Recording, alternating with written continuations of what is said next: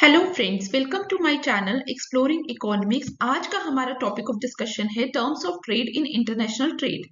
But topic को start करने से पहले I request you to please like, share, subscribe and comment.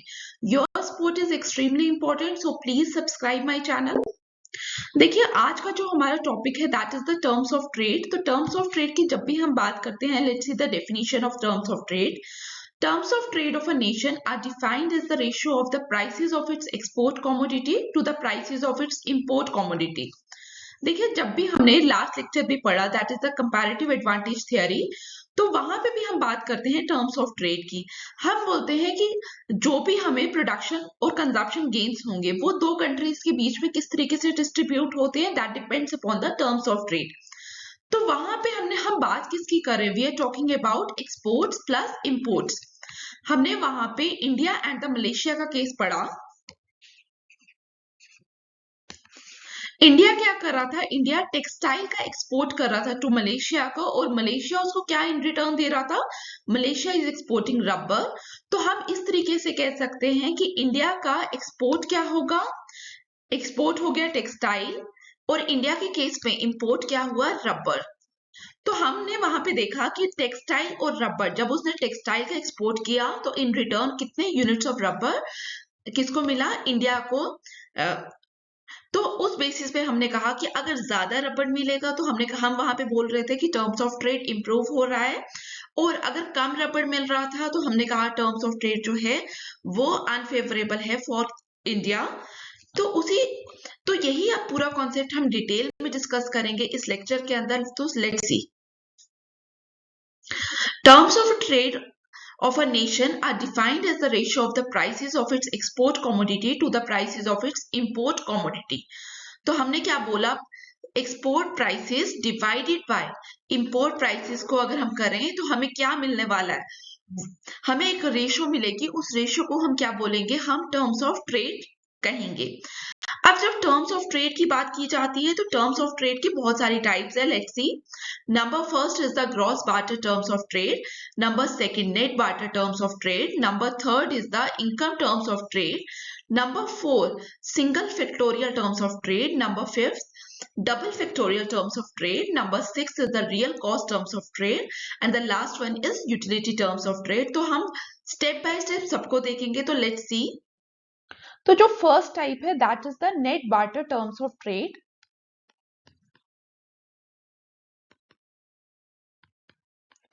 Net barter terms of trade का जो दूसरा नाम है वो भी आप लोगों को याद रखना है। Net barter terms of trade is also known as the commodity terms of trade.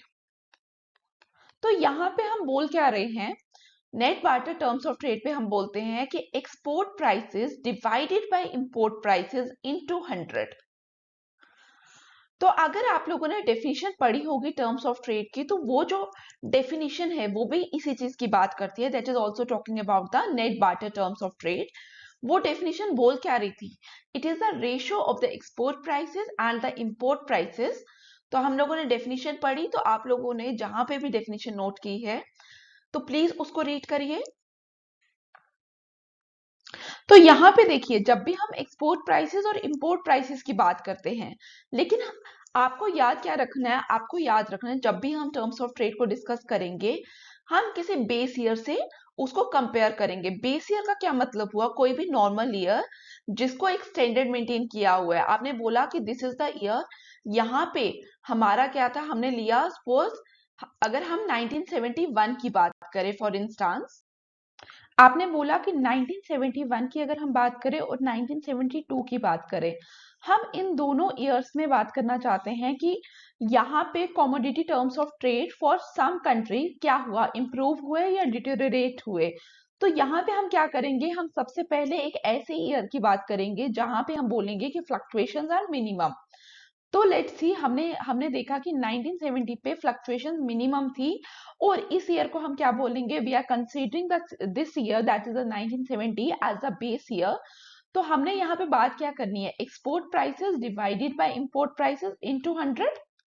ठीक है, तो यहाँ पे हमने देखा कि 1970 पे आपका एक्सपोर्ट प्राइसेस थे 100, डिवाइडेड बाय इंपोर्ट प्राइसेस भी सेम रहे 100। ठीक है, देयर इज नो फ्लक्चुएशन, और बेस ईयर में हम वही लेते हैं 100 100। इंटू 100, ठीक है, दिस इज द 100 जो मैंने यहाँ पे लिखा। तो यहाँ पे क्या हुआ, 1970 पे अगर मैं अपने नेट बार्टर टर्म की बात करूं या कॉमोडिटी टर्म्स की बात करूं तो वो क्या आया 100 एन, ठीक है। तो मैंने यहाँ पे क्या लिखा, this is my base year. अब मैं 1971 और 1972 को कंपेयर करना चाहती हूँ विद द ईयर 1970। तो 1971 में क्या हुआ, मैंने बोला कि एक्सपोर्ट प्राइसेस और इंपोर्ट प्राइसेस क्या है 1971 में, उस बेसिस पे हम लोग क्या करेंगे, अपना क्या फाइंड करेंगे, commodity terms of trade. Let's see. तो फर्स्ट केस हम लेंगे जहां पे हम बोलेंगे कि हमारे export prices are fluctuating and import prices are the same, that is the 100। तो जब हमने बोला कि एक्सपोर्ट प्राइसेस हमारे चेंज हो रहे हैं, तो पहला केस हम लेते हैं कि जहां पे हमारा एक्सपोर्ट प्राइस क्या हो गया, बढ़कर हो गया 120, और इंपोर्ट प्राइसेस जब मैंने बोला same as that of the base year that is 100। तो यहाँ पे आप लोग फाइंड करेंगे कि हमारा net barter terms of trade और the commodity terms of trade comes out to be 120। आप यहाँ पे कोई भी वैल्यू ले सकते हैं, ठीक है, इट कैन बी 110, 111 और एनी वन, ठीक है। तो 120 आपको क्या दिखा, 100 और 120 में 20 का हमें गेन हुआ। तो जब भी हमें गेन होगा हम क्या बोलेंगे कि हमारे टर्म्स ऑफ ट्रेड में हमें क्या देखने को मिला, देयर इज इम्प्रूवमेंट। और फिर हम एक और केस लेंगे कि जहां पे हम क्या बोलने वाले हैं कि 1972 की बात करें, तो 1972 में हमने बोला कि export price instead of increasing ये क्या हो गए, फॉल हो गए। फॉर एग्जांपल अब यहाँ पे हमारे क्या हो गए 90, तो 90 डिवाइडेड बाय ये 100 आज इट इज, तो यहाँ पे हमारा क्या हुआ, इट केम्स टू बी 90। तो इसको आपको किससे कंपेयर करना है, आपको इसको कंपेयर करना है 1970 से। तो 1970 में क्या हुआ था, 100 is the net commodity terms of trade, और यहाँ पे हमारा क्या आया 90। तो यहाँ पे आपको क्या दिखा, 100 में 10 कम है, तो यहाँ पे क्या हम बोलेंगे कि टर्म्स ऑफ ट्रेड क्या हो गया, डिटेरियोरेट हो गया, ठीक है, क्लियर हुआ। तो यहाँ पे अगर इंप्रूव हो रहा है या डिटेरियोरेट हो रहा है तो उसका रीजन क्या है, change in export price is the reason, ठीक है, क्लियर। अब हम लोगों ने क्या किया, हमने एक्सपोर्ट प्राइसेस पे फ्लक्चुएशन लाई और उसके अकॉर्डिंगली हमने बताया कि हमारा जो net barter terms of trade है उसमें इंप्रूव हुआ या डिटेरियोरेट हुआ। अब हम बोलेंगे कि इंपोर्ट प्राइसेस पे चेंज होने की वजह से net barter terms of trade में क्या इंपैक्ट आ रहा है। तो 1970 इज द बेस ईयर, और 1970 पे हमने क्या बोला कि इट इज द 100, ठीक है। पुरानी वाली आपको चीज याद है, लास्ट स्लाइड देखिए। तो 1971 पे हमने क्या बोला कि हमने बोला कि अब हम क्या कर रहे हैं, हम एक्सपोर्ट प्राइसेस को चेंज नहीं कर रहे, we are changing the import prices, ठीक है। फॉर्मूला मैं यहाँ पे लिख रही हूँ, export prices are not changing, it means export prices क्या रहने वाले हैं 100, इंपोर्ट प्राइसेस चेंज हो रहे हैं। तो अब हम इंपोर्ट प्राइसेस को, पहले 100 था, अब हम कुछ और लिखेंगे। अब इंपोर्ट प्राइसेस को फॉर एग्जांपल हम सोचते हैं कि इंपोर्ट प्राइसेस डबल हो गए, अब क्या हुआ, इंपोर्ट प्राइस इंडेक्स इज 200। तो यहाँ पे देखिए क्या आ रहा है हमारा, तो net commodity terms of trade comes out to be 50। तो यहाँ पे आपको क्या दिखा, 100 से 50 को कंपेयर करो, तो यहाँ पे हम बोलेंगे कि टर्म्स ऑफ ट्रेड क्या हुआ, डिटेरियोरेट हुआ, कम हो गया, ठीक है। तो यहाँ पे मैंने लिख दिया डिटेरियोरेट। अब ऐसा भी तो हो सकता है कि आपका एक्सपोर्ट प्राइस और इंपोर्ट प्राइसेस दोनों में फ्लक्चुएशंस आए, ठीक है। तो 1972 पे हम इस तरीके का केस ले रहे हैं कि जहां पे import prices and export prices are both changing. तो हम ये अज्यूम करते हैं कि एक्सपोर्ट प्राइसेस जो हैं हमारे वो कितने हो गए, वो 90 हो गए, और इंपोर्ट प्राइसेस जो हैं वो क्या हो गए, it turns to be 45, clear. तो यहाँ पे देखिए 45, तो आपके जो ओवरऑल क्या हुआ, टर्म्स ऑफ ट्रेड इंप्रूव हुआ, क्लियर हुआ। तो किस तरीके से आप लोगों ने बताना है कि हमारा टर्म्स ऑफ ट्रेड इंप्रूव होगा या क्या होगा, डिटेरियोरेट होगा, it depends upon your export prices and the import prices. I hope आपको अब क्या क्लियर हो गया हो, net barter terms of trade या कॉमोडिटी टर्म्स ऑफ ट्रेड। अब क्वेश्चन आता है कि जो ये कॉन्सेप्ट है net barter terms of trade और the commodity terms of trade, ये कॉन्सेप्ट हमें दिया किसने, जो इकोनॉमिस्ट इसके पीछे हैं उनका नाम याद रखिए, ठीक है। टॉसिग इज, तो यहाँ पे आपको क्या याद रखना है, साथ में आप लोगों को याद रखना है यहाँ पे कंपैरिजन किसका हो रहा है, it is the price ratio which is compare, ठीक है। किसके साथ कंपैरिजन लेना है, विद सम बेस ईयर जहां पे फ्लक्चुएशंस मिनिमम होंगी, ठीक है। अब आप लोग कमेंट बॉक्स में मुझे बताएंगे कि what do you mean by the term base year. अगर आप लोगों को नहीं पता है प्लीज गूगल इट। अब एक और इंपॉर्टेंट चीज जो हम यहाँ पे देखेंगे वो क्या है, significance of terms of trade. लेकिन कौन सा term of trade, commodity terms of trade. देखिए कॉमोडिटी टर्म्स ऑफ ट्रेड की जब भी हम बात करते हैं, हम क्या बात कर रहे हैं, export prices divided by import prices. और यहाँ पे हमें क्या देखने को मिलेगा, ठीक है, जो हमने पहले भी देखा कि एक्सपोर्ट प्राइस जब भी आपका इंप्रूव होता है, ठीक है, जब आपका एक्सपोर्ट प्राइस इंक्रीज हो रहा है।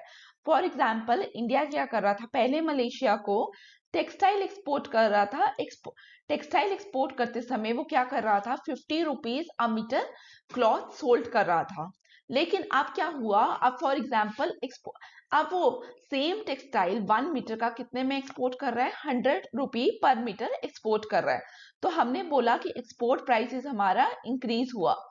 और in return to textile Malaysia उसको क्या एक्सपोर्ट कर रहा है, Malaysia is exporting rubber to India. It means India is importing what? India is importing rubber. तो जब भी इंडिया रबर इंपोर्ट कर रहा है फ्रॉम मलेशिया, तो रबर के लिए भी वो क्या करेगा, कुछ कॉस्ट पे करेगा, कुछ प्राइस पे करेगा। तो हम ये एज्यूम कर रहे हैं कि इंडिया पहले क्या कर रहा था, पहले जो भी रबर था उसको सम अमाउंट ऑफ रबर कितने का मिल रहा था, रुपीज का। अब वही same amount of rubber change हो गया उसका प्राइस, अब वो क्या कर रहा है, वो 50 रुपीज का रबर परचेज कर रहा है फ्रॉम मलेशिया। इट मींस मैंने बोला एक्सपोर्ट प्राइसेस आपके इंक्रीज हो गए और इंपोर्ट प्राइसेस क्या करके फॉल कर गए, ठीक है। तो आप क्या देखेंगे, आप ये कह सकते हैं कि आपकी कंट्री में फॉरेन एक्सचेंज आ रही है। इंडिया के केस में फॉरेन एक्सचेंज ज्यादा आ रही है,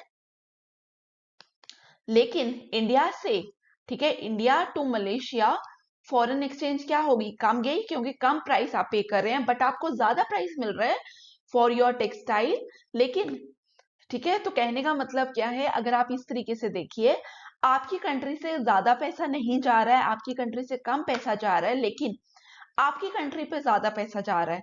तो जब भी इस तरीके की बात करते हैं तो हम क्या बोल रहे हैं, हमें क्या हो रहा है, हमें अल्टीमेटली क्या हो रहा है, बेनिफिट हो रहा है, ठीक है, बेनिफिट हो रहा है। तो कॉमोडिटी टर्म्स ऑफ ट्रेड जब भी इंप्रूव होगा, और इंप्रूव कब होता है, मैं वापस बोल रही हूं, जब भी आपके एक्सपोर्ट प्राइसेस क्या होंगे, इंक्रीज होंगे, या इंपोर्ट प्राइसेस फॉल करेंगे, या दोनों भी हो सकता है, ठीक है। तो जब भी इस तरीके का सिनेरियो हो, तब हमारा क्या होगा, हमारे कॉमोडिटी टर्म्स ऑफ ट्रेड, जिसको मैं आप किससे डिनोट करने वाली हूँ, I will denote commodity terms of trade with N. तो हम बोलेंगे कि हमारे जो कॉमोडिटी टर्म्स ऑफ ट्रेड है वो क्या होंगे, इंप्रूव होगा। और जब भी आपका commodity terms of trade improve होगा, तो हम क्या बोलेंगे कि इकोनॉमी के लिए बेनिफिट हो रहा है। तो हम बोलेंगे कि हमारा जो इकोनॉमी है हमारी, वहां पे क्या हमें देखने को मिलेगा, इकोनॉमिक वेलफेयर, ठीक है।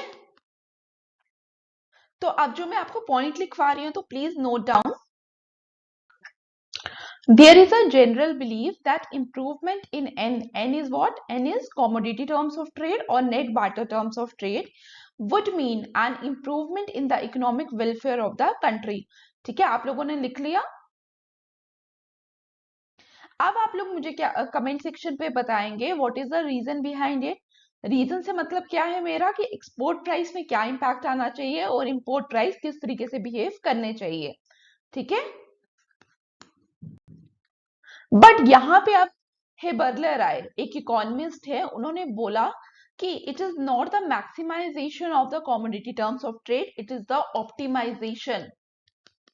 कि हमारा फोकस मैक्सिमाइजेशन पे नहीं होना चाहिए, हमारा फोकस कहाँ पे होना चाहिए, optimization of the terms of trade पे हमारा फोकस होना चाहिए। हेबरलर ने ऐसा क्यों बोला, हेबरलर ने कहा कि ऑप्टिमाइजेशन, इसका मतलब क्या हुआ कि ऐसा नहीं है कि आप एक्सपोर्ट प्राइसेस को बढ़ाते जाएं, क्योंकि एक्सपोर्ट प्राइसेस तो आप पे डिपेंड करते हैं ना, कि आप दूसरे कंट्री को किस किस प्राइस पे अपना प्रोडक्ट सेल कर रहे हैं। तो हेबरलैंड ने कहा कि अगर आप एक्सपोर्ट प्राइसेस को बढ़ाते जाएंगे, ठीक है, तो ऐसा भी तो हो सकता है ना कि अगर आप कि दूसरी कंट्री आपके प्रोडक्ट को परचेज करना ही छोड़ दे। ठीक है, फॉर एग्जांपल आप भी टेक्सटाइल प्रोड्यूस कर रहे हैं, बांग्लादेश भी टेक्सटाइल प्रोड्यूस कर रहा है, लेकिन अगर इंडिया अपने प्राइसेस को बढ़ा रहा है, तो कोई कंट्री जो मलेशिया, फॉर एग्जांपल मलेशिया की अगर हम बात करें, तो मलेशिया पहले क्या कर रहा था, पहले आपसे वो प्रोडक्ट परचेज कर रहा था, अब हो सकता है वो क्या करे, वो बांग्लादेश की तरफ शिफ्ट हो जाए। तो अल्टीमेटली क्या होगा, आपने एक्सपोर्ट प्राइसेस तो बढ़ा दिए, बट एक्सपोर्ट की जो क्वांटिटी है वो फॉल कर गई। अगर ऐसा होगा तो अल्टीमेटली होगा क्या, आपकी जो भी एक्सपोर्ट अर्निंग्स होंगी वो फॉल करेंगी, और एक्सपोर्ट अर्निंग्स अगर आपकी फॉल कर जाएंगी, तो क्या आपके लिए बेटर रहेगी ऐसा सिचुएशन। तो हेबरलर ने कहा इट इज द ऑप्टिमाइजेशन, जिस हमें क्या करना चाहिए, हमें एक्सपोर्ट प्राइसेस को ऑप्टिमाइज करना चाहिए रादर देन मैक्सिमाइज। तो कुछ पॉइंट्स है, तो उनको भी नोट डाउन करिए, read it. Heberler, however, argued that terms of trade should be optimized rather than maximized because the economic welfare of a country will be maximized not when the commodity terms of trade are maximized but when, ठीक है, please इसको note करिए, फिर मैं next slide की तरफ move करूंगी।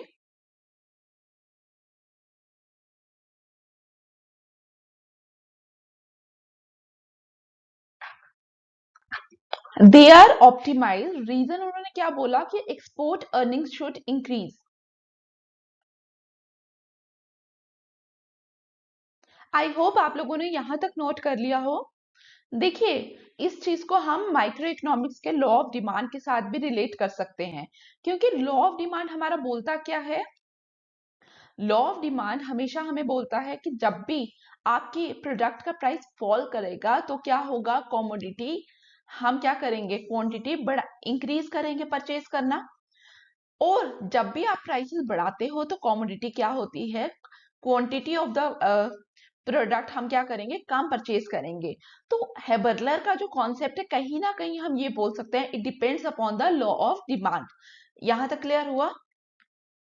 तो this is all about your net commodity terms of trade, और जिसका दूसरा नाम क्या है, net barter terms of trade और commodity terms of trade. This is all about your first concept.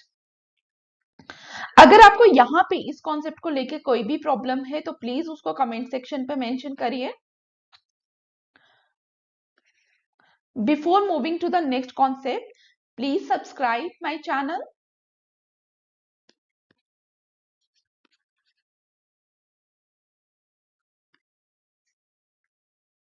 अब हम नेक्स्ट कॉन्सेप्ट की तरफ मूव करते हैं, that is the gross terms of trade. ये जो कॉन्सेप्ट है that is the gross barter terms of trade, ये भी हमें किसने दिया, this concept was also given by Taussig. इस कॉन्सेप्ट और जो लास्ट कॉन्सेप्ट था, लास्ट कौन सा हम लोगों ने डिस्कस किया, that is the net barter terms of trade. इन दोनों में फर्क क्या है, इन दोनों में ये फर्क है, जब भी हम नेट की बात करते थे, हम किसकी बात करते थे, नेट बार्टर टर्म्स पे हम प्राइस रेशो पे बात करते थे, बट यहाँ पे हम किसकी बात करेंगे, we will discuss about the quantity ratio.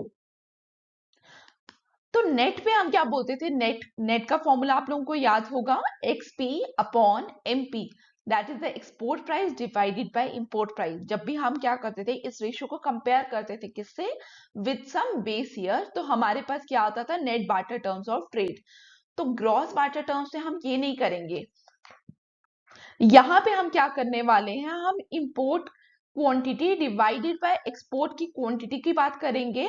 तो यहाँ पे हम लोग क्या कर रहे हैं, देखिए यहाँ पे हमने क्या किया, पहला डिफरेंस क्या है, नेट बार्टर टर्म्स के अंदर हमने क्या किया, हमने एक्सपोर्ट और इंपोर्ट के प्राइसेस लिए, और दूसरा आपको फर्क क्या दिख रहा है फॉर्मूला में, नेट बार्टर टर्म्स से हम लोगों ने क्या किया, हमारा ऊपर आया एक्सपोर्ट और नीचे आया था इंपोर्ट, यहाँ पे रिवर्स है। ठीक है, दोनों चीजें आप लोगों को ध्यान से देखना है कि फॉर्मूला में क्या फर्क है। तो यहाँ पे देखिए इनटू 100, सेम तरीके से जो हमने पुराना फॉर्मूला देखा, उसी के साथ आप रिलेट करके इसको देखने की कोशिश करिए। तो gross barter terms of trade का फॉर्मूला आप लोगों को मिल गया। अब देखिए gross barter terms of trade is, तो यहाँ पे जैसे हम लोगों ने पीछे बोला था कि जब भी आपके एक्सपोर्ट प्राइसेस इंप्रूव होंगे, इंक्रीज होंगे, तो हमारा क्या होता था, हमारा net barter terms of trade improve होता था। लाइकवाइज हम बोलेंगे कि जब भी हमारी इंपोर्ट क्वांटिटी इंक्रीज करेगी या एक्सपोर्ट क्वांटिटी जो है वो फॉल करेगी, तो हम क्या बोलेंगे कि हमारा जो gross commodity terms of trade है वो भी क्या होगा, इंप्रूव। अब इसके ऊपर भी एक लाइन लिखिए, please read it. An increase in the import quantity index that is the numerator value tends to improve gross barter terms of trade, while an increase in the export quantity index, that is the denominator value, would tend to worsen gross terms of trade। ठीक है, यहां तक आप लोग लिख लीजिए।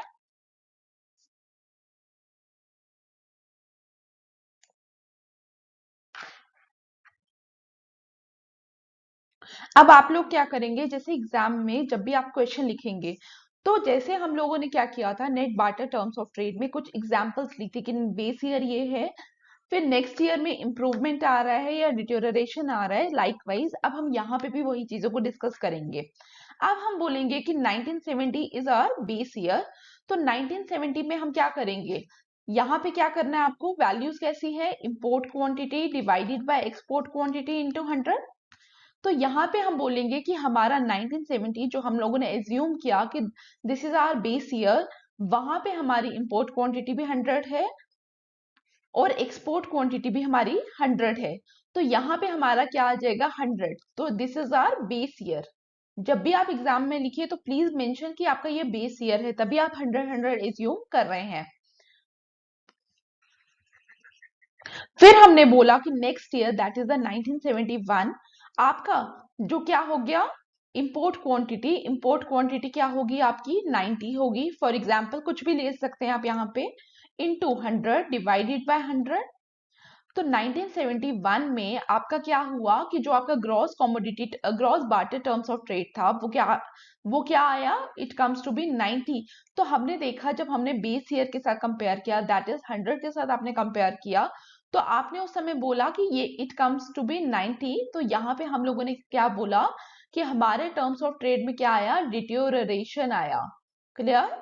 फिर हम बोलेंगे कि 1972, ठीक है, फॉर एग्जाम्पल 1972 में हम लोगों ने बोला कि हमारी import quantity and the export quantity both varies. तो हमने बोला कि हमारी जो इंपोर्ट क्वांटिटी है वो कितनी होगी, वो फॉर एग्जाम्पल होगी 80, और हमारी जो एक्सपोर्ट क्वांटिटी है वो कितनी आ गई 40।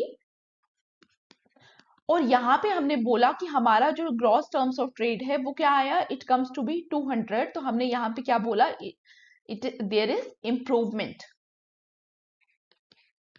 ठीक है, तो आपने क्या बोला, आपने देखा कि based upon the import quantity and the export quantity, हमारा जो ग्रॉस टर्म्स ऑफ ट्रेड है वहां पे क्या हो रहा है, एक चेंज हमें देखने को मिल रही है।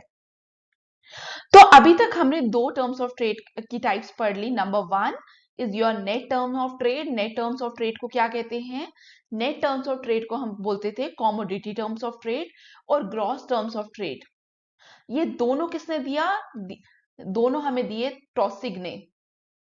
पहली चीज आप लोगों को ये याद रखनी है। दूसरी चीज आप लोगों को क्या याद रखनी है, formula. Formula is very important. XP upon MP into 100। पहली चीज आप लोगों को ये याद रखनी है। दूसरी चीज आप लोगों को क्या याद रखनी है, कई बार क्या होता है, कई बार इस फॉर्मूला को चेंज करके भी देते हैं वो। ठीक है, नेट जैसे आप नेट का एग्जाम दे रहे हो तो वहां पे क्या हो रहा है, जैसे मैंने हम लोगों ने तो बेस ईयर का लिया ना, तो वहां पे हो सकता है इस तरीके से आपका फॉर्मूला आए, XP1। XP1 is what, 1 stand for your current year, और जहां पे मैं जीरो लिखूंगी या नॉट बोला जाता है उसको, that stand for your base year, upon MP1 divided by XP not divided by MP not into 100। ठीक है, अब 100 बोल जाओ क्योंकि 100 यहाँ पे भी आएगा, 100 यहाँ पे भी आएगा, तो कैंसिल हो जाएगा। तो इस चीज को हम किस तरीके से लिख सकते हैं, it comes to be XP1 divided by MP1 into अगर इस तरीके का भी फॉर्मूला दिया हो तो ये फॉर्मूला भी ठीक है, क्योंकि यहाँ पे उन्होंने क्या किया, एक ही फॉर्मूला में current year as well as base year को ले लिया। ठीक है, दोनों चीजों को उन्होंने एक ही फॉर्मूला के अंदर इनकॉर्पोरेट करने की कोशिश की। तो आपको ये फॉर्मूला भी पता होना चाहिए और ये भी। ठीक है, अगर आपको ये याद नहीं हो रहा है तो जरूरत नहीं है याद करने की। पहले आप यहाँ पे ऊपर करंट आएगा, नीचे बेस आएगा, क्योंकि डिनोमिनेटर पे हमेशा आपको याद रखना है जो कांस्टेंट चीज है जिसके साथ हम कंपैरिजन करते हैं, वही हमेशा आपका कहाँ पे आता है, डिनोमिनेटर पे। तो डिनोमिनेटर पे जो भी वैल्यू आने वाली है वो क्या है, दैट इज कांस्टेंट। ठीक है, जिसके साथ आप कंपेयर कर रहे हैं, चाहे आप इस फॉर्मूला को याद रखिए चाहे कोई भी फॉर्मूला याद रखिए, तो डिनोमिनेटर पे आपको हमेशा क्या याद रखना है, जो कांस्टेंट है जिसके साथ आप कंपैरिजन करने वाले हो। तो दोनों फॉर्मूलाज आपको याद होने चाहिए। ठीक है, और अब आपको याद क्यों होने चाहिए, क्योंकि कई बार जब आप नेट का एग्जाम अटेम्प्ट करते हैं या कोई भी इकोनॉमिक का ऑब्जेक्टिव एग्जाम होता है, तो वहां पे क्या होता है, आपको एक्सपोर्ट की वैल्यू दी जाएगी, इंपोर्ट की वैल्यू दी जाएगी। अब आपको वहां से फाइंड आउट करनी है चीजें। ठीक है, तो सेकेंडली अब हमने क्या देखा था, हमने फिर देखा था टॉसिक का ग्रॉस टर्म्स ऑफ ट्रेड। उसका फॉर्मूला क्या है, M Q upon X Q. ठीक है, और यहां से भी इसी तरीके से हम यहाँ पे भी एक फॉर्मूला डिराइव करेंगे। वो क्या है, M Q one upon X Q one whole divided by, divide की जगह मैं क्या करूंगी, मल्टीप्लीकेशन लगा लूं, X Q naught upon M Q naught. ठीक है, इसी तरीके से फॉर्मूला डिराइव होगा। क्लियर हुआ? जिन लोगों के लिए नहीं हुआ ये कैसे आया, लेट्स सी।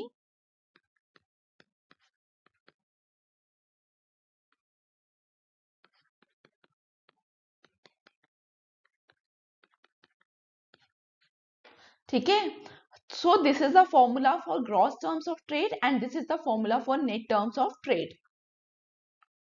अब नेक्स्ट कौन सा है हमारा, next is what, next is your income terms of trade. तो इनकम टर्म्स ऑफ ट्रेड को पढ़ने से पहले आप लोग वापस से जाइए कॉमोडिटी टर्म्स ऑफ ट्रेड के तरफ। जब हमने हेबरलर की बात की थी, वहां पे हमने क्या बात की थी, हमने ऑप्टिमाइजेशन पे बात की थी। तो हेबरलर क्या बात कर रहे थे, हेबरलर बात कर रहे थे कि एक्सपोर्ट अर्निंग्स, और एक्सपोर्ट अर्निंग्स आपको कैसे पता चलती थी, एक्सपोर्ट अर्निंग हमें पता चलती है प्राइसेस ऑफ द एक्सपोर्ट से, प्लस वहां पे हमें क्या चाहिए, क्वांटिटीज ऑफ द एक्सपोर्ट भी चाहिए।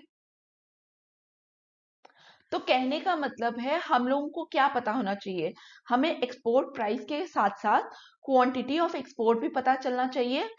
तो हम ये कह सकते हैं इस चीज को, it is what, it is volume of exports. ठीक है, क्योंकि हेबरलर ने भी यही कहा था, हेबरलर ने कहा कि आप एक्सपोर्ट प्राइसेस बढ़ाते जाइए, बट अगर क्वांटिटी ऑफ एक्सपोर्ट बढ़ नहीं रही, क्वांटिटी ऑफ एक्सपोर्ट कम हो रही है, तो क्या आपकी वॉल्यूम ऑफ एक्सपोर्ट बढ़ेंगे, क्या आपकी एक्सपोर्ट अर्निंग बढ़ेगी। तो यहाँ पे ही एक कॉन्सेप्ट डेवलप हुआ उसी उसी के ऊपर। वो कॉन्सेप्ट क्या है, that concept is your income terms of trade. तो सबसे पहले आप ये चीज देखिए, please read it. Since it is very important for any country to take into account changes in its volume of exports resulting from export prices changes, it is useful to correct the movement in commodity terms of trade for change in export volume. ठीक है, क्यों, मैंने आप लोगों को ये चीज पहले ही समझा दी, क्योंकि हेबरलर ने उन कहा कि कॉमोडिटी टर्म्स ऑफ ट्रेड को जब भी हम देखते हैं, हम ये हमारा ये हो सकता है कि export prices are increasing, it means जब भी एक्सपोर्ट प्राइसेस इंक्रीज कर रहे हैं तो हम लोग क्या बोल रहे हैं, हम लोग हमेशा बात करते हैं कि हमारा जो इकोनॉमिक वेलफेयर है वो इम्प्रूव हो रहा है। बट अगर एक्सपोर्ट प्राइसेस के बढ़ते समय आपकी क्वांटिटी ऑफ द एक्सपोर्ट्स जो है वो फॉल कर गई, तो क्या होगा, वॉल्यूम ऑफ द एक्सपोर्ट्स जो हो गए वो कम हो जाएंगे। और जब भी आपका वॉल्यूम ऑफ एक्सपोर्ट्स कम हो रहा है, इसका मतलब क्या है, it is a negative sign, it is not a positive sign. So उन्होंने भी वहां पे बोला कि it is the optimization of the export prices which are required. ठीक है, जो हमें क्या जरूरत है, optimization of the export prices की हमें जरूरत है, rather than maximization of the export prices की। तो इसी कॉन्सेप्ट के ऊपर हमारा होल आइडिया डेवलप हुआ, किसका, इनकम टर्म्स ऑफ ट्रेड का। जो किसने दिया है, income terms of trade was given by GS Dorrance. Clear हुआ? ठीक है, आई होप आप लोगों ने ये चीज नोट कर ली। अगर नहीं भी नोट किया है तो प्लीज स्लाइड को 1 मिनट का पॉज दीजिए, तो ये चीजें लिखिए। अब हम लोगों ने क्या करना है, हम इनकम टर्म ऑफ ट्रेड का फॉर्मूला देखेंगे। But income term of trade के फॉर्मूला को देखने से पहले हम लोग वापस से लिखेंगे क्या, commodity terms of trade. Commodity terms of trade is what? Export prices divided by import prices. यही फॉर्मूला था। अब हमने क्या बोला, जब हमने इनकम में क्या बात कर रहे हैं, इनकम में हम बात कर रहे हैं, we are talking about the export earnings. और जीएस डॉरेंस ने कहा कि एक्सपोर्ट अर्निंग्स हम कैसे फाइंड आउट करेंगे, जब हम कॉमोडिटी टर्म्स ऑफ ट्रेड में एक्सपोर्ट प्राइसेस के साथ क्या लिख देंगे, एक्सपोर्ट क्वांटिटी अगर लिखेंगे तो हमें जो export price into export quantity हमें क्या देने वाला है। ठीक है, अब एन नहीं लिख रही मैं यहाँ पे, एन क्यों नहीं लिख रही, क्योंकि यहाँ पे मैंने क्या लिखा, एक्सपोर्ट क्वांटिटी लिखा, तो एक्सपोर्ट क्वांटिटी जब भी हमने लिखा तो एन एन एन नहीं रहा अब। ठीक है, कॉमोडिटी टर्म्स ऑफ ट्रेड अब कोई नया टर्म ऑफ ट्रेड बनेगा। तो XP into XQ, it is what? It is your volume of exports. Clear? तो यहां पे अगर आप देखिए तो हम लोगों ने क्या किया, हमने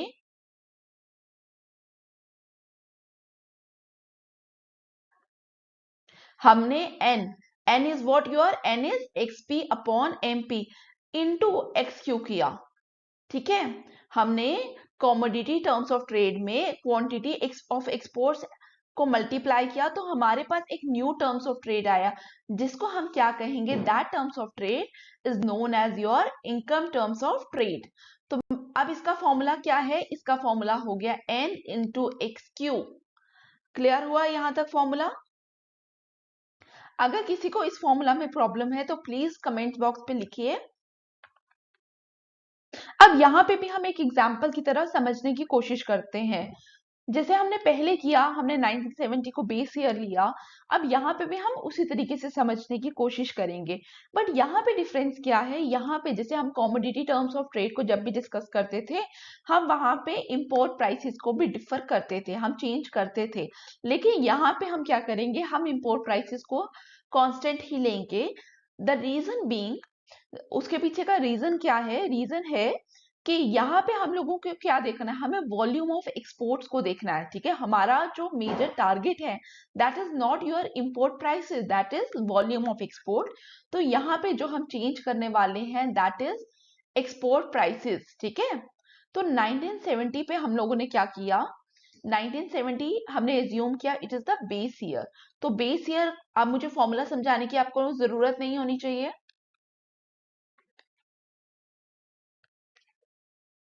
कमेंट बॉक्स पे लिखिए कि इनकम टर्म्स ऑफ ट्रेड का फॉर्मूला क्या है। फिर हम लोगों ने करंट ईयर की बात करनी है, हमने लिया 1971 इज द करंट ईयर, जहां पे हम देखना चाह रहे हैं कि 1971 में terms of trade for some specific country improve हुए या डिटेरियोरेट हुए।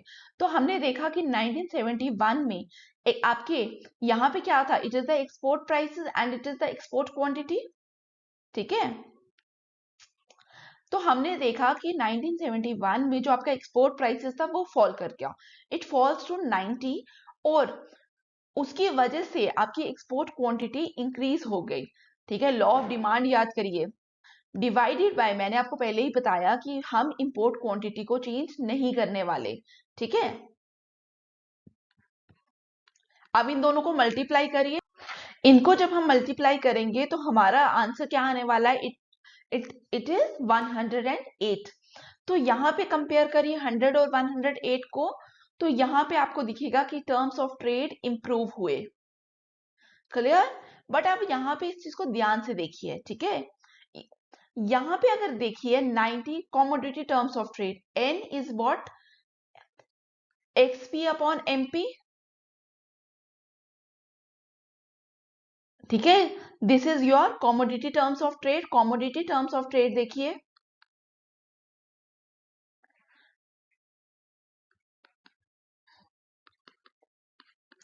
कॉमोडिटी टर्म्स ऑफ ट्रेड आपके क्या है, 90।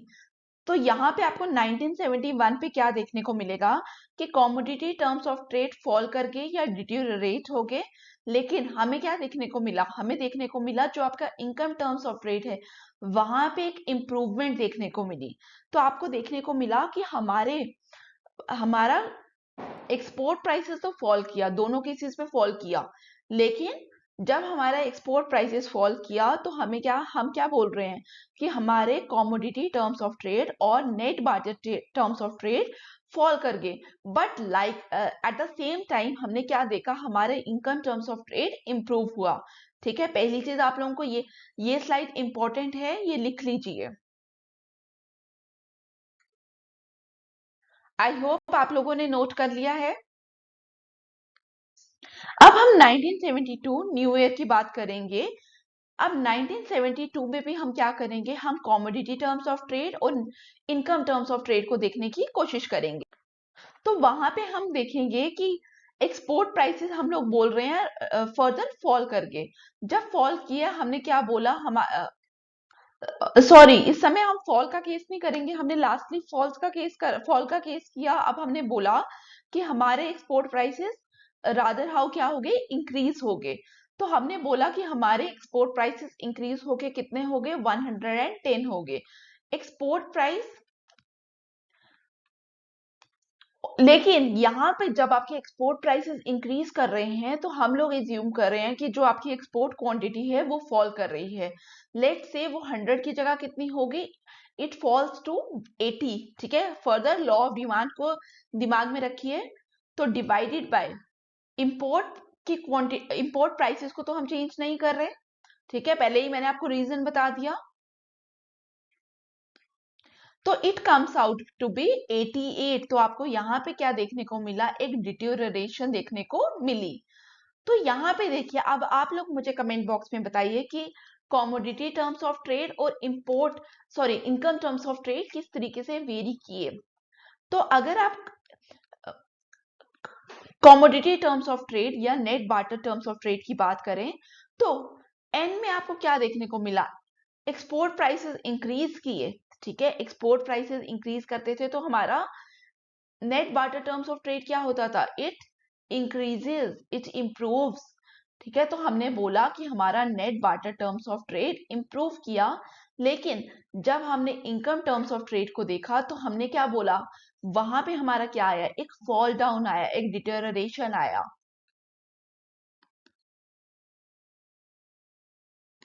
ठीक है, अब हम क्या देखेंगे कि इम्प्लीकेशन क्या हुआ इस कॉन्सेप्ट का।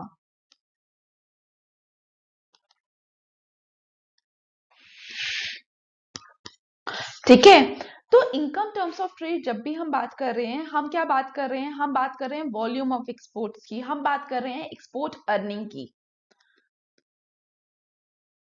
ठीक है, हमने बोला कि हमारी एक्सपोर्ट अर्निंग्स बढ़ेंगी।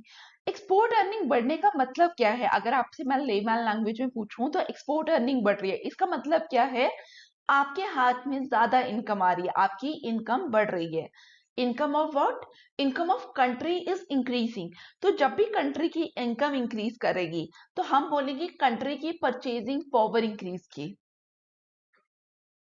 जब आपकी परचेजिंग पावर इंक्रीज करेगी इसका मतलब क्या होगा, आप ज्यादा प्रोडक्ट डिमांड करोगे, आप ज्यादा प्रोडक्ट खरीदोगे, और आप खरीद क्या रहे हो, यू आर परचेजिंग इंपोर्ट्स। तो हम क्या बोलेंगे कि हम यहां से बोल सकते हैं इनकम टर्म्स ऑफ ट्रेड से, जब भी आपके income terms of trade increase करेंगे तो आपका वॉल्यूम ऑफ इंपोर्ट भी बढ़ने वाला है। ठीक है, तो अब यहां पे भी मैं आप लोगों को वन लाइन लिखवाऊंगी तो प्लीज उसको नोट करिए।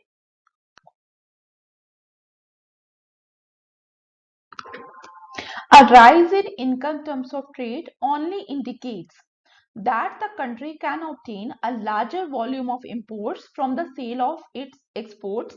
Its capacity of imports based on exports has increased. I hope आप लोगों ने ये चीज नोट कर ली। अब काफी लोगों के दिमाग में क्वेश्चन अराइज हो रहा होगा। क्वेश्चन क्या है कि क्या income terms of trade better है as compare to commodity terms of trade.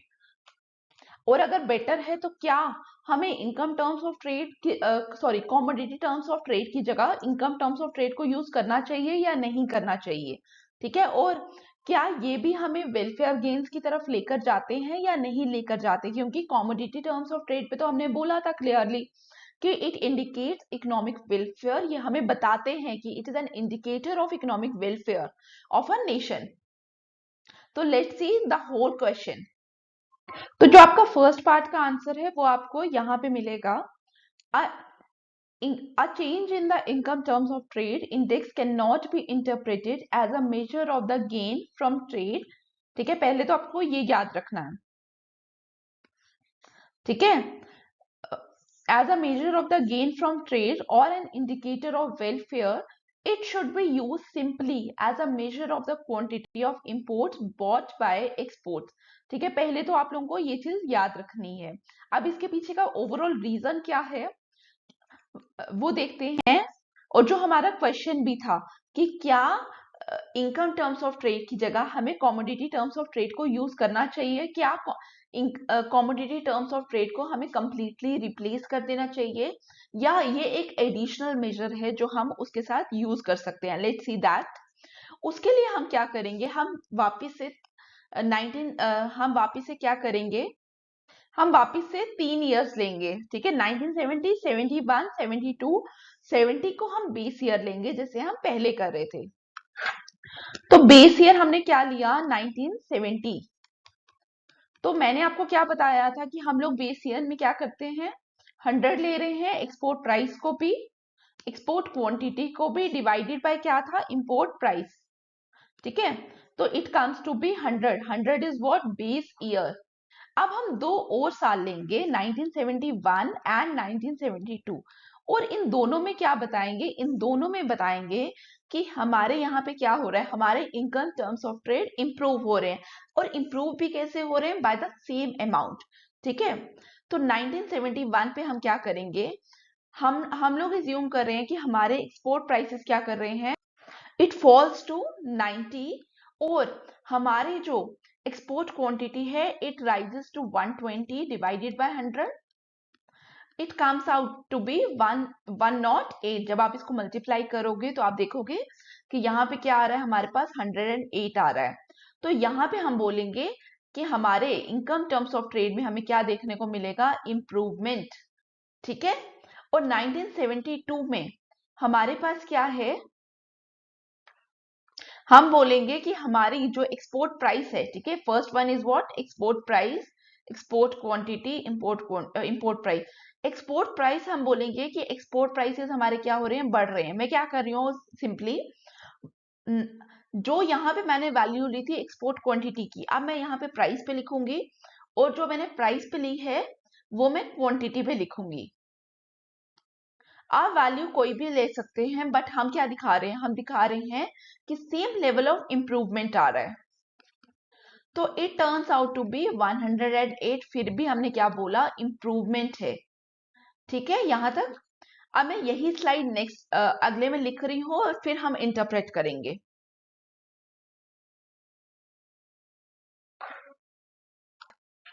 तो देखिए हम लोगों ने क्या देखना है, हमारा टास्क क्या है, हमारा टास्क है ये फाइंड आउट करना कि क्या income terms of trade completely eliminate कर सकते हैं कॉमोडिटी टर्म्स ऑफ ट्रेड को। तो सबसे पहले हम लोग क्या करेंगे, हम लोग देखेंगे कि यहाँ पे कॉमोडिटी टर्म्स ऑफ ट्रेड किस तरीके से बिहेव कर रहे हैं, क्योंकि हम लोगों ने ऑलरेडी ये चीज देख ली है कि जो हमारे इनकम टर्म्स ऑफ ट्रेड है वहां पे सेम लेवल ऑफ इंप्रूवमेंट देख रही है in both the period, that is 1971 and the 1972।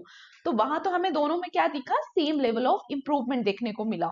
But अगर आप इसको ध्यान से देखिए तो हम लोगों ने, मैंने क्या बोला कि हमें क्या फाइंड आउट करना है, हमें कॉमोडिटी टर्म्स ऑफ ट्रेड को भी फाइंड आउट करना है। तो अगर आप फर्स्ट पीरियड में देखिए, फर्स्ट पीरियड क्या बता रहा है कि कॉमोडिटी टर्म्स ऑफ ट्रेड क्या कर रहे हैं आपके। ठीक है, कॉमोडिटी टर्म्स ऑफ ट्रेड का फॉर्मूला क्या होता है, एक्सपी अपॉन एमपी। तो MP is constant in our case, तो हमने क्या बोला कि export prices are falling, it means आपके commodity terms of trade fall कर रहे हैं। और इनकम टर्म्स ऑफ ट्रेड तो हमने ऑलरेडी बोला इट इंप्रूव्स। और सेकंड केस में हमने, आप देखिए कॉमोडिटी टर्म्स ऑफ ट्रेड जो है आपका, कॉमोडिटी टर्म्स ऑफ ट्रेड क्या कर रहा है?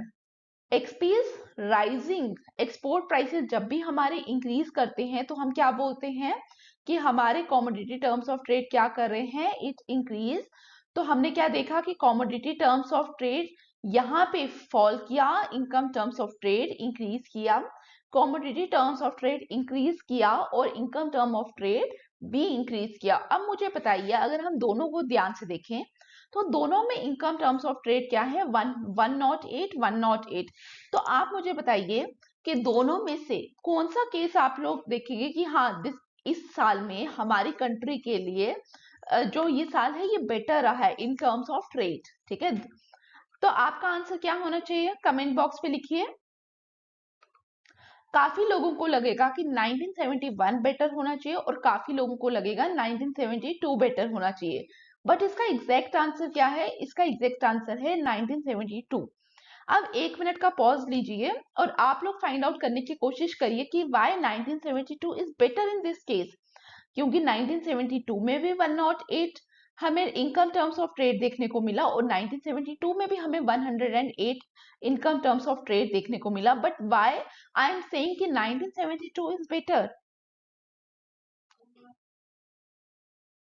प्लीज मेक एफर्ट,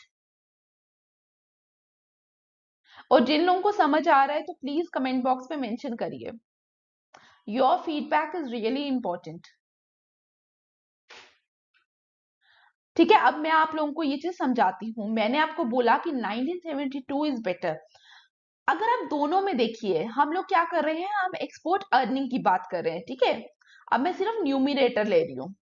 जब मैंने बोला कि I am talking about export earning, तो यहाँ पे आप लोग ध्यान से देखिए, फर्स्ट केस पे क्या हो रहा है। फर्स्ट केस में आप लोगों की कंट्री से हो क्या रहा है, आप लोगों की कंट्री पे से पैसा, सॉरी, क्वांटिटी ज्यादा बाहर जा रही है बट प्राइसेस आर फॉलिंग। आप लोगों को फॉरेन एक्सचेंज कम मिल रही है as compare to the second case. ठीक है, अगर हम लोग 1 लाख की बात करें, आप लोगों की कंट्री में 1 लाख रुपए आ रहा है 1972 में भी और 72 एंड 71 दोनों सालों में आपकी कंट्री में क्या हुआ, 1 लाख रुपए आया टेक्सटाइल को एक्सपोर्ट करने से। लेकिन फर्स्ट ईयर में हुआ क्या, आप लोगों ने क्या किया, 50 रुपए में कोई यूनिट ऑफ कमोडिटी को, टेक्सटाइल को सेल किया और आपने कितनी क्वांटिटी एक्सपोर्ट की, आपने 20,000 ऑफ दैट प्रोडक्ट सोल्ड किया। तो अल्टीमेटली क्या हुआ, आपने 1 लाख अर्न किया। बट 1972 में हुआ क्या, आपने कॉमोडिटी का प्राइस बढ़ा दिया। ठीक है, 100 रुपीज अ यूनिट आपने सेल किया, लेकिन अब आप कितना, आपकी कंट्री से आप कितनी कितनी कॉमोडिटी को एक्सपोर्ट कर रहे हैं, 10,000। तो दोनों केसेस पे आप लोग क्या कर रहे हैं, आप लोग 1 लाख ही अर्न कर रहे हैं। लेकिन अगर आप ध्यान से देखिए, यहाँ पे यहाँ पे आपकी कंट्री से ज्यादा प्रोडक्ट, ज्यादा जो जितना भी आपने ज्यादा प्रोड्यूस किया वो ज्यादा चीजें बाहर गई, लेकिन 1972 में आपको कम चीजें बाहर भेजनी पड़ी। तो आप अपनी कंट्री से कम चीजें भेजना चाहेंगे या ज्यादा चीजें, अगर आपको सेम अमाउंट ऑफ अर्निंग मिल रही है। तो हमारे लिए कौन सा केस बेटर हुआ, इट इज द 1972। लेकिन अगर आप सिर्फ इनकम टर्म्स ऑफ ट्रेड को कंसीडर करते तो आप बोलते कि हाँ हमारे लिए 1972 भी प्रेफरेबल है, हमारे लिए 1971 भी प्रेफरेबल है। बट अगर हम कॉमोडिटी टर्म्स ऑफ ट्रेड को भी कंसीडर करें, उस बेसिस पे हमने बोला कि नो, हमारे लिए क्या हो रहा है, हमारे लिए हमें दोनों चीजों को देखना है, एक्सपोर्ट प्राइसेस को भी और एक्सपोर्ट क्वांटिटी को भी। तो 1971 में हमने देखा कि एक्सपोर्ट प्राइसेस क्या हैं, कम है। इसका मतलब क्या हुआ, इसका इम्प्लीकेशन क्या हुआ कि आप ज्यादा क्वांटिटी को सोल्ड आउट किया आपने, लेकिन कम प्राइसेस में। अगर प्राइसेस ज्यादा होते और आप स्टिल ज्यादा कमोडिटी को सेल करते तो आपके लिए एक बेटर सिचुएशन रहती। बट हमने 1972 में क्या देखा, हमारे प्राइसेस तो बढ़े लेकिन सेम कमोडिटी को भी हम उतने ही प्राइसेस पे सोल्ड कर पाए। तो हम लोगों ने कहा कि 1972 इज बेटर। तो हम लोग क्या कहेंगे कि कॉमोडिटी टर्म्स ऑफ ट्रेड भी हमारे लिए रिक्वायर्ड है and income terms of trade भी हमारे लिए रिक्वायर है। It only supplements both. ठीक है, तो अब एक लाइन मैं आपको फिर से लिखवाऊंगी, तो please note it, please read it. We definitely prefer 1972 situation to 1971 situation, and this preference is based on the movement in commodity terms of trade. This is really important. Thus, the concept of income terms of trade can supplement but by no means replace the commodity terms of trade. ठीक है, लिखिए सारे, जो ये points है please इनको note कर लीजिए, क्योंकि जब भी आप बुक्स खोलते हैं तो ये कॉन्सेप्ट इतने लेंथी दिए गए हैं, काफी टाइम तो आप लोगों को तो आलस भी आ जाएगा उनको रीड करने के लिए, बट प्लीज नोट्स मिल रहे हैं तो लिखिए उनको. और ये जो कॉन्सेप्ट है हमारा, ये हम लोगों ने पढ़ा है, मतलब स्पेशली जो मैंने आप लोगों को नोट्स लिखवाए हैं ये एच.जी. मैन्योर से हैं. ठीक है, मैं यहाँ पे लिख देती हूँ, international economics by H G. Mannur. ये उस बुक से आपको नोट्स मिलेंगे. सेल्विटोर पे भी ये टॉपिक दिया हुआ है, बट सेल्विटोर पे ये टॉपिक बहुत छोटा है, ये टॉपिक इन डिटेल नहीं दिया है. तो अगर आप लोगों ने रीड करना है तो I suggest you to please note it from H G. Mannur. ठीक है, आई होप आप लोगों ने ये चीज नोट कर ली है. अभी तक हम लोगों ने 3 कॉन्सेप्ट्स पढ़ लिए. कौन कौन से? Gross terms of trade, net barter terms of trade, and the last one is the income terms of trade. आप लोगों को यहाँ पे करना क्या है, आप लोगों को यहाँ पे सबसे पहले याद रखना है कि किसने कौन सा कॉन्सेप्ट दिया. ठीक है, फर्स्ट चीज. सेकेंडली आप लोगों को क्या देखना है, इनके फॉर्मूलाज पे आप लोगों को फोकस करना है. फिर थर्ड आपको क्या देखना है, आपको हेबरलर वाले पॉइंट याद रखने हैं, और साथ में आप लोगों को इनकम टर्म्स ऑफ ट्रेड और कॉमोडिटी टर्म ऑफ ट्रेड का जो मैंने लास्ट में आप लोगों को जिस्ट बताया वो आप लोगों को याद रखना है. तो आगे बढ़ने से पहले I again request you to please like, share, subscribe and comment. अब हम अपना नेक्स्ट कॉन्सेप्ट देखेंगे, that is single factorial terms of trade. Single factorial terms of trade में काफी इकोनॉमिस्ट ने क्या कहा, उन्होंने कहा जब भी, ठीक है, जब भी हम क्या करते हैं टर्म्स ऑफ ट्रेड को फाइंड आउट करते हैं तो हम ये क्यों भूल जाते हैं कि हम लोग क्या किसकी बात कर रहे हैं, हम लोग कहीं ना कहीं प्रोडक्शन की बात कर रहे हैं, हम एक्सपोर्ट्स की बात कर रहे हैं, तो प्रोडक्शन तो आएगा. तो प्रोडक्शन करते समय हम क्या कर रहे हैं, काफी सारे फैक्टर्स ऑफ प्रोडक्शन को यूज कर रहे हैं. जब भी हम काफी सारे फैक्टर्स ऑफ प्रोडक्शन को यूज करते हैं तो क्या होता है, जितने भी फैक्टर्स हैं तो वहां पे हम प्रोडक्टिविटी ऑफ फैक्टर्स की भी बात करेंगे.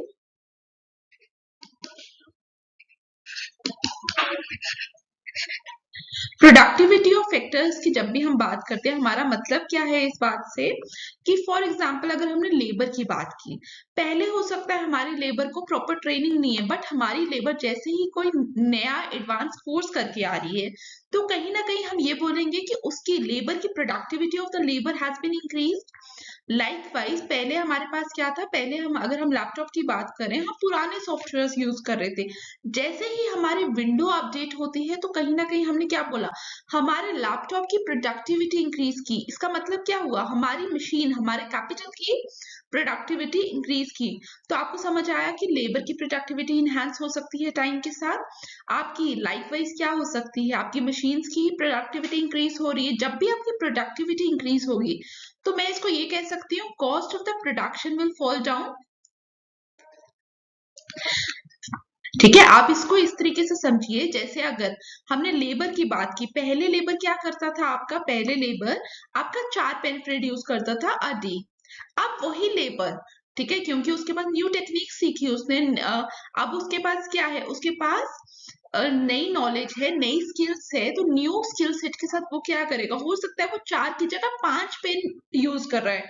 आपने लेबर को यूज किया सेम लेबर के साथ, अब आप क्या कर पा रहे हैं, आप ज्यादा प्रोडक्शन कर पा रहे हैं. ठीक है, और हो सकता है वो लेबर आपको बोल रहा है कि इस तरीके से काम करेंगे तो क्या होगा, हमारी कॉस्ट ऑफ प्रोडक्शन फॉल करेगी. तो कॉस्ट ऑफ प्रोडक्शन अल्टीमेटली किसके ऊपर डिपेंड कर रही है, it depends upon the productivity of factors. तो single factorial terms of trade के अंदर हम प्रोडक्टिविटी ऑफ फैक्टर्स की प्रोडक्टिविटी को अपने जो पूरा टर्म्स ऑफ ट्रेड का कॉन्सेप्ट है उसके अंदर इनकॉर्पोरेट करते हैं. तो लेट्स सी. तो सबसे पहले हम क्या करेंगे, इसकी डेफिनेशन देखेंगे.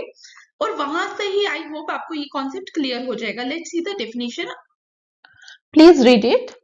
It is the ratio of the export price index and import price index adjusted for changes in the productivity of the factors used in production. देखिए, अगर आप इसको ध्यान से देखिए और जो हमने अभी तक कॉन्सेप्ट्स पढ़े उसमें से अगर आप फिर से कॉमोडिटी टर्म्स ऑफ ट्रेड को याद करें, ठीक है, और मोस्टली आप लोगों ने देखा होगा कि कॉमोडिटी टर्म्स ऑफ ट्रेड को ही हम यूज कर रहे हैं अभी तक. तो कॉमोडिटी टर्म्स ऑफ ट्रेड और net barter terms of trade बोलता क्या था वो concept? Net barter terms of trade बोलता था export prices divided by import prices. ठीक है, यही कॉन्सेप्ट है वो. तो यहाँ पे भी अगर आप ध्यान से देखो इस चीज को, it is the ratio of the export price index and the import price index. ठीक है, एक्सपी अपॉन एमपी, इसी की बात कर रहा है वो. तो मैंने यही लिखा. तो मैं ये बोल सकती हूँ कि ये बात किसकी कर रहा है? कॉमोडिटी टर्म्स ऑफ ट्रेड की बात कर रहा है और net barter terms of trade की बात कर रहा है. अब उसने बोला जब भी हम इसको, that is the commodity terms of trade और the ratio of the export price index and the import price index, अगर हम इसको एडजस्ट करेंगे for the changes in the productivity of the factors used in production, तो जो हमारे पास new term of trade index आने वाला है उसको आप क्या कहने वाले हो? That index will be known as the single factorial term of trade. ठीक है, तो हम ये बोल सकते हैं, अगर मैं single factorial terms of trade को लिखूं S, it is equal to N. N Y N? Because definition ही बोल रही थी कि हमने कॉमोडिटी टर्म्स ऑफ ट्रेड और export price is to import price की रेशियो को एडजस्ट करना है विद द प्रोडक्टिविटी इंडेक्स. ठीक है, तो मैंने प्रोडक्टिविटी इंडेक्स को क्या लिखा? X Z. तो एक्स जेड अगर अब आएगा कहीं पे भी तो आपको क्या पता होना चाहिए? X Z denotes my productivity index.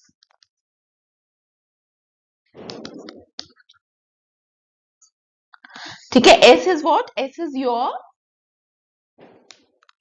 Single factorial terms of trade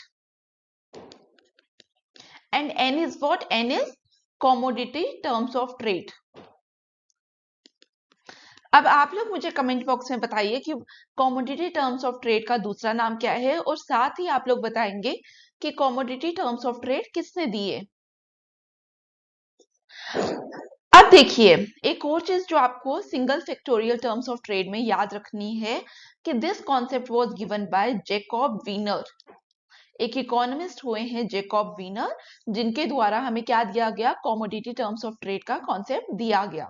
अब हम क्या करेंगे, जैसे हमने commodity terms of trade, income terms of trade में एग्जांपल ली जहां पे हमने बेस ईयर के साथ उस चीज को रिलेट करके देखा, उसी तरीके से हम यहाँ पे भी करेंगे. Let's see. देखो, सबसे पहले हम क्या लेते हैं? हम बेस ईयर लेते हैं. 1970 इज द बेस ईयर जिसे हम हर केस में ले रहे हैं. 1970 जब हमने बेस ईयर लिया तो अब मुझे आप लोगों को ये स्टेप एक्सप्लेन करने की जरूरत नहीं है. I hope it is equal to 100. तो मैंने यहाँ पे क्या लिखा? Base year. अब मैं क्या करूंगी? अब जैसे हम लोगों ने, आप लोगों को याद होगा जब हमने इनकम टर्म्स ऑफ ट्रेड देखा, वहां पे भी हमने क्या किया? हमने commodity terms of trade plus income terms of trade दोनों में वेरिएशन देखा. हमने देखा कि कॉमोडिटी टर्म्स ऑफ ट्रेड में क्या फर्क आ रहा है, और साथ साथ हमने इनकम टर्म्स ऑफ ट्रेड में भी देखा कि कैसे कैसे वो रिस्पॉन्ड कर रहा है विद द सिचुएशन. तो यहाँ पे भी हम वही देखेंगे. तो हम लेंगे सबसे पहले 1970, देन हमने नेक्स्ट ईयर लिया 1971, जो हमने एज्यूम किया that is the current year जहां पे हम वेरिएशन देखना चाहते हैं. तो हमने बोला जब 1971 हमारा करंट ईयर है, उस समय क्या हुआ? उस समय जो देखिए,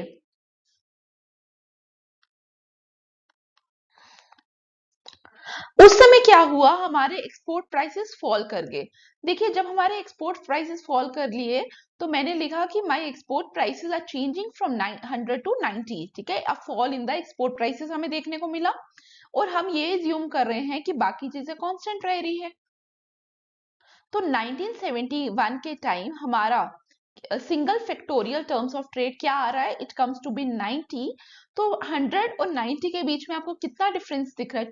10 का. 10 फॉल हो रहा है. जब भी फॉल हो रहा है तो हमने क्या बोलेंगे? डिटेरियोरेशन हो रहा है. ठीक है। और यहाँ पे आप क्या बोलोगे, अब अगर आप इसको ध्यान से देखिए तो यहाँ पे मुझे आप लोग बताइए कमेंट बॉक्स पे कि यहाँ पे commodity terms of trade fall कर रहे हैं या इंप्रूव हो रहे हैं। तो आप लोगों को दिख रहा है कि कॉमोडिटी टर्म्स ऑफ ट्रेड हमारे यहाँ पे क्या कर रहे हैं, फॉल कर रहे हैं। ठीक है, एन से हम डिनोट करते हैं commodity terms of trade, N fall कर रहा है। और आपको यहाँ पे साथ में दिख रहा है कि single factorial terms of trade भी हमारे क्या कर रहे हैं, इट ऑल्सो फॉल। यहाँ तक क्लियर हुआ। अब हम नेक्स्ट ईयर की बात करते हैं। तो 1972 में हम इज्यूम करते हैं कि जो हमारे एक्सपोर्ट प्राइस है वो फॉल कर गए, वो फॉल किए, लेट्स से 90 100 टू 90 का 10 का फॉल आ गया। और हम इस समय इज्यूम कर रहे हैं कि जो हमारी प्रोडक्टिविटी है, ठीक है, फैक्टर प्रोडक्टिविटी का जो इंडेक्स है दैट इज एक्सेट, वो इंक्रीज कर गया, इंक्रीज किया from 100 to 120 divided by import prices. और इस समय हम इज्यूम कर रहे हैं कि इंपोर्ट प्राइसेस भी हमारे क्या हुए, इंक्रीज हुए। इट इंक्रीजेस टू 108, 100 था पहले इंपोर्ट प्राइसेस बेस ईयर में, अब कितना हो गया, 108 हो गया। तो इस समय देखिए, इस समय क्या हुआ, इस समय हमारा इट कम्स टू बी 108। तो यहाँ पे हमने क्या बोला कि एक इंप्रूवमेंट हमें देखने को मिलेगी। ठीक है, क्लियर, फ्रॉम 100 108। अब यहाँ पे भी हम क्या करेंगे, इन द सेम वे हम कॉमोडिटी टर्म्स ऑफ ट्रेड और single factorial terms of trade को एनालाइज करेंगे कि किस डायरेक्शन पे वो मूव कर रहे हैं। तो जब आप एन देख रहे हैं that is the commodity terms of trade, आप लोग मुझे बताइए क्या commodity terms of trade improve कर रहे हैं या फॉल कर रहे हैं। It clearly fall, the reason being, ठीक है, मैं ब्रैकेट में रीजन भी लिख देती हूँ, बिकॉज यहाँ पे अगर देखिए आप एक्सपोर्ट प्राइसेस फॉल किए, इंपोर्ट प्राइसेस जो हैं वो क्या किए, वो राइज किए। ठीक है, और यहाँ पे एंड यहाँ पे अगर आप देखेंगे 1972 में single factorial terms of trade क्या किए, इंप्रूव, एस इंप्रूव किया। रीजन क्या दिख रहा है आपको, हमें इसका रीजन देखने को मिल रहा है बिकॉज जो हमारा एक्जेट है, एक्जेट इंप्रूव हुआ। क्लियर हुआ यहाँ तक।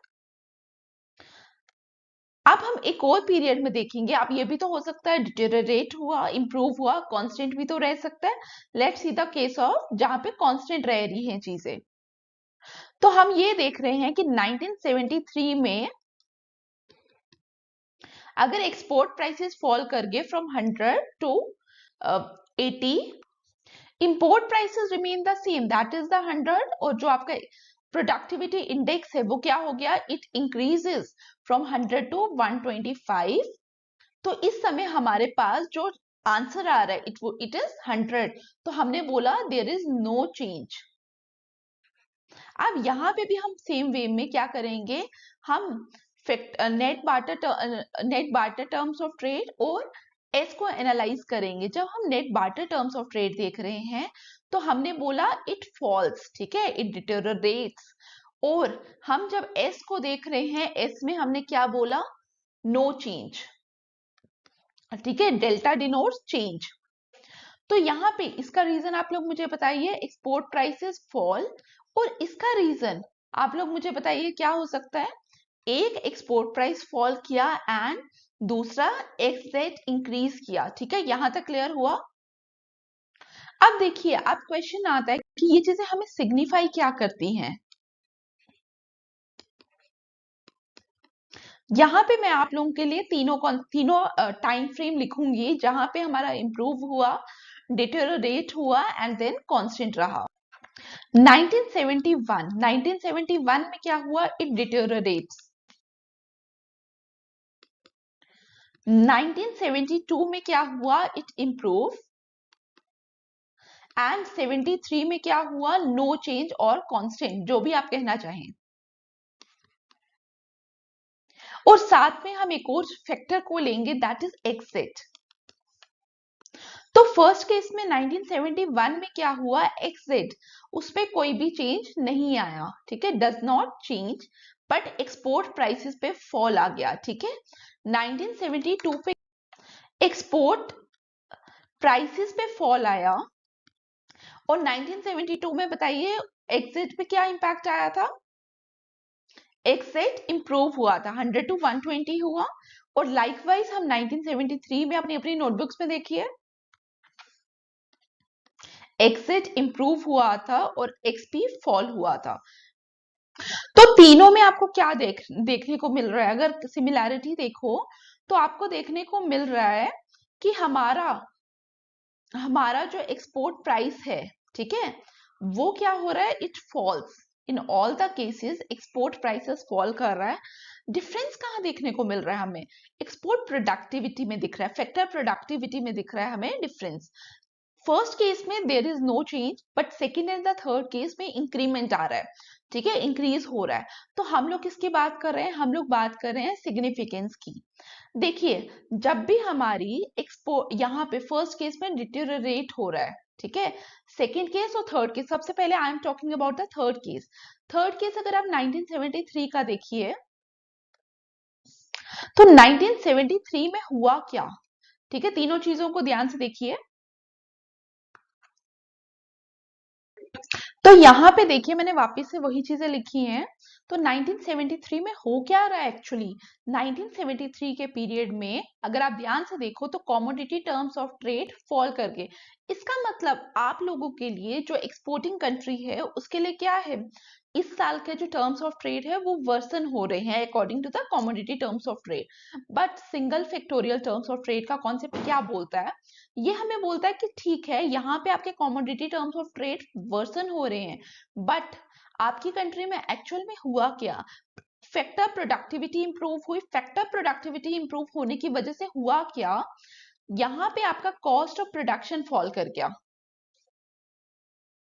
और जब कॉस्ट ऑफ प्रोडक्शन आपका फॉल किया तो उसकी वजह से हुआ क्या? आप लोग एक बेटर वे में चीजों को प्रोड्यूस कर रहे हो। तो काफी लोगों के मन में क्वेश्चन आ रहा होगा, अगर हम बेटर वे में प्रोड्यूस करें, हमारा कॉस्ट ऑफ प्रोडक्शन फॉल किया, तो यहाँ पे एज कम्पेयर और काफी ज्यादा इंक्रीमेंट हमें देखने को मिल रहा है।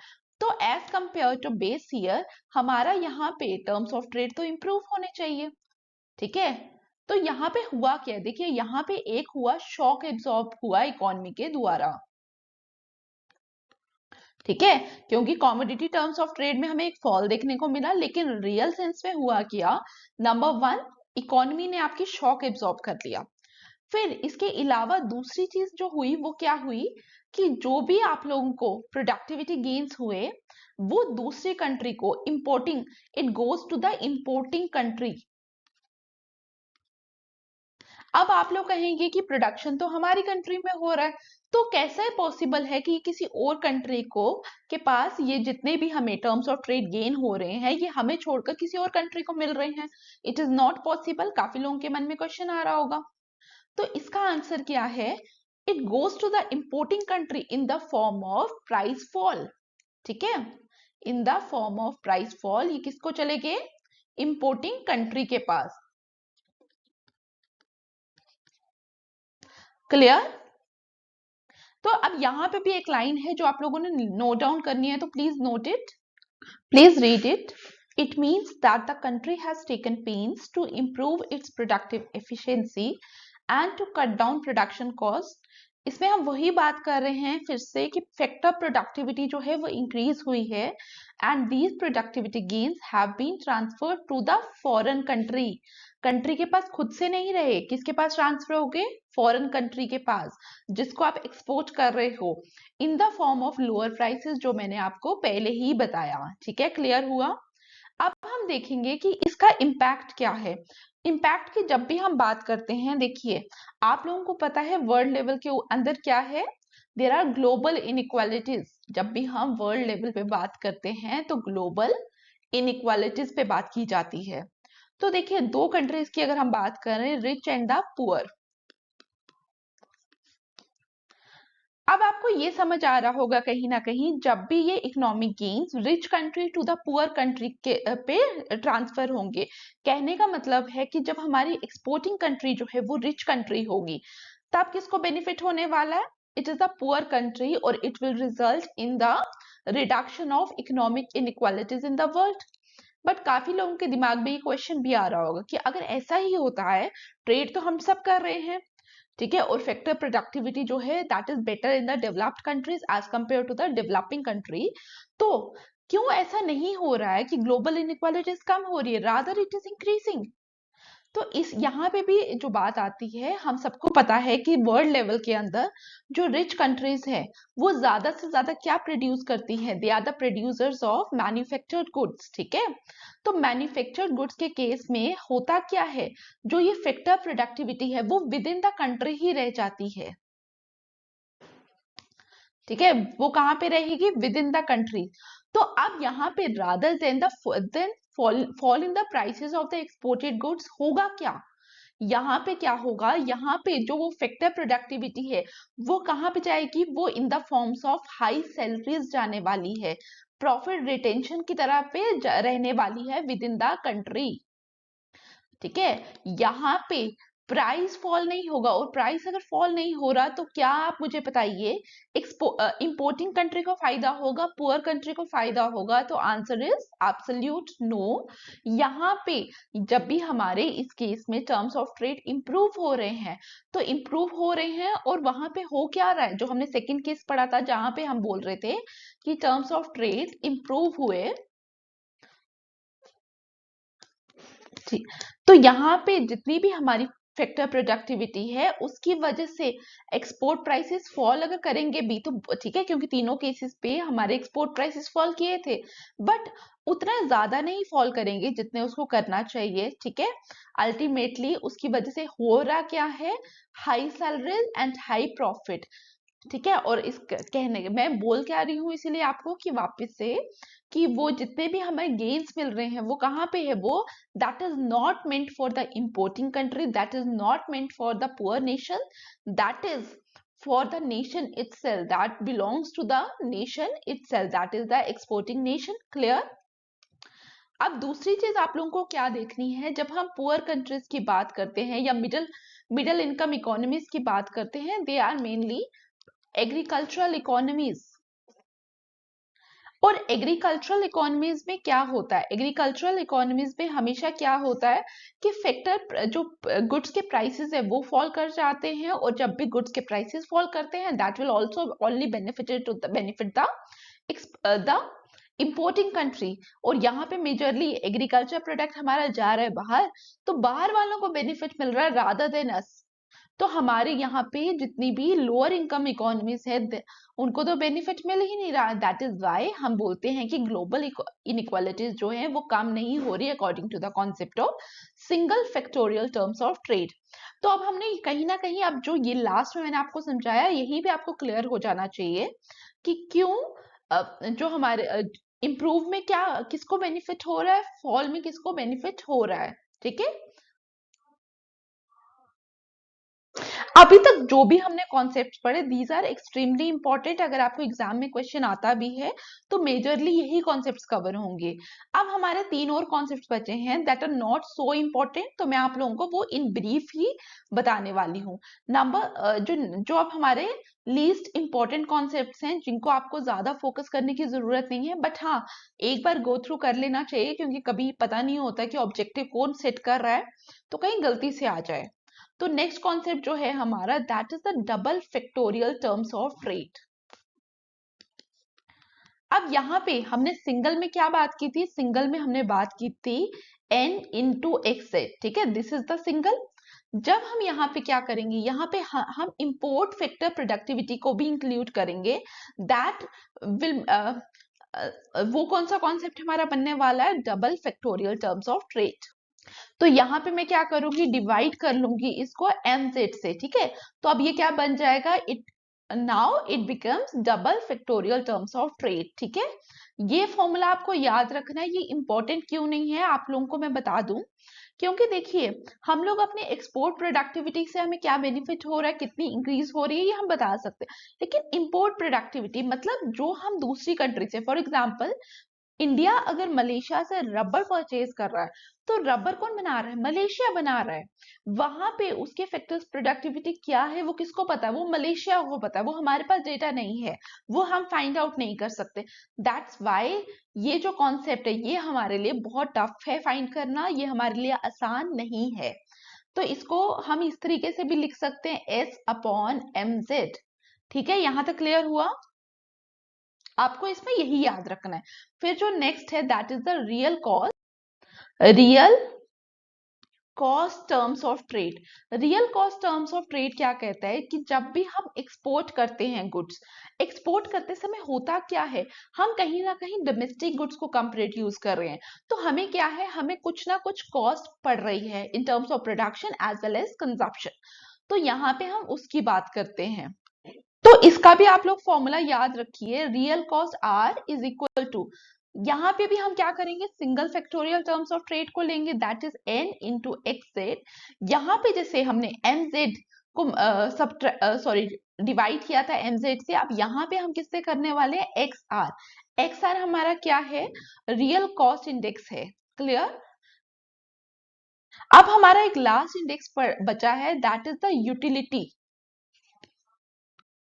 Utility terms of trade. यहाँ पे हम क्या बोलते हैं, हम बोलते हैं कि देखिए जैसे हमने लास्ट कॉन्सेप्ट में real cost terms of trade पे बात की, वहां पे मैंने आपको क्या बोला, वहां पे मैंने आपको बोला कि जब भी हम लोग क्या करते हैं, हम एक्सपोर्ट के लिए प्रोड्यूस कर रहे हैं, तो हम लोग की क्या है, कहीं ना कहीं डोमेस्टिक गुड्स को की कंजप्शन कर्टेल हो रही है, फिर हम इंपोर्ट्स भी कर रहे हैं। तो यूटिलिटी टर्म्स ऑफ ट्रेड में हम इसी चीज पे बात करते हैं, हम पुराने कॉन्सेप्ट को कहीं ना कहीं रेक्टिफाई करने की कोशिश करते हैं। देखिए पुराना कॉन्सेप्ट क्या कह रहा था, n into X Z upon X R, वो क्या बोल रहा है, अब कह रहा है कि यूटिलिटी, अब जब हम गुड्स को इंपोर्ट कर रहे हैं तो उससे हमें क्या मिलेगा, उससे हमें कुछ यूटिलिटी मिलेगी, कुछ सेटिस्फेक्शन मिलेगी। और साथ ही जो हमने डोमेस्टिक गुड्स को प्रोड्यूस नहीं किया, वहां से हमें क्या होगा, हमें कुछ कंजप्शन हमारी रिड्यूस होगी। ठीक है, अगर हम उनको यूज करते हैं तो हमें वहां से भी कुछ बेनिफिट मिलने वाला था। तो यहाँ पे हम उसी चीज को रेक्टिफाई करने के लिए यहाँ पे एक यू एम से डिवाइड करेंगे, जिसको हम यूटिलिटी इंडेक्स कहते हैं, and that this whole is known as the utility terms of trade.